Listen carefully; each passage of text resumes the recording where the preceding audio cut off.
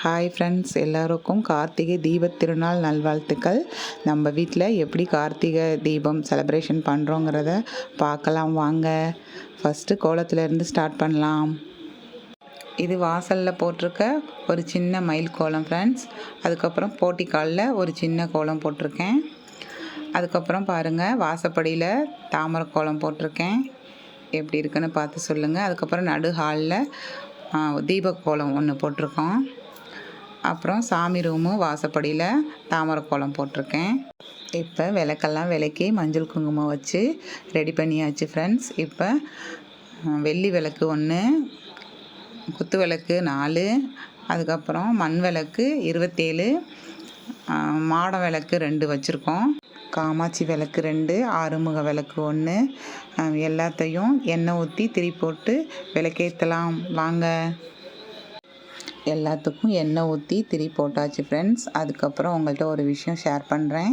27 விளக்குக்கு மேலே நம்ம விளக்கு ஏற்றணும் அப்படின்னா எல்லா ஐஸ்வர்யமும் நம்மளுக்கு கிடைக்கும்னு பெரியவங்க சொல்லியிருக்காங்க.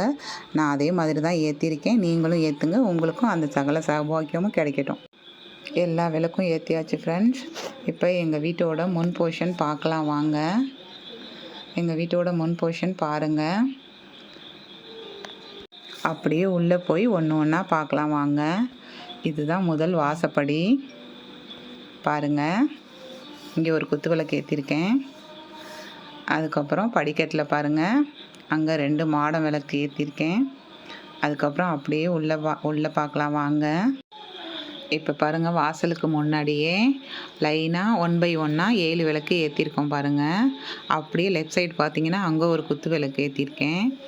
அதுக்கப்புறம் அதை சுற்றியுமே 6 விளக்கு ஏற்றிருக்கோம். அது இல்லாமல் முருகனுக்கு உகந்தது ஆறுமுக விளக்கு. அதுக்கு அந்த ஆறுமுக விளக்கும் நான் ஏற்றிருக்கேன் பாருங்கள்.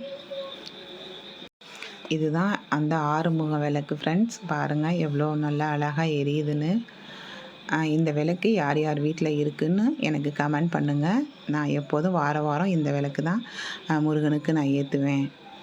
அதுக்கப்புறம் என்னோடய பூஜை ரூமை எனக்கு தெரிஞ்ச அளவில் நான் அலங்காரம் பண்ணியிருக்கேன். எப்படி இருக்குன்னு பார்த்துட்டு கமெண்ட் பண்ணுங்கள் ஃப்ரெண்ட்ஸ். இதில் உங்களுக்கு பிடிச்ச சாமி எந்த சாமின்னு எனக்கு சொல்லுங்கள். எனக்கு பிடிச்ச சாமி ரொம்ப பிடிச்சது முருகர் தான். இந்த வீடியோ உங்களுக்கு பிடிச்சிருந்துச்சின்னா லைக் பண்ணுங்கள், ஷேர் பண்ணுங்கள்.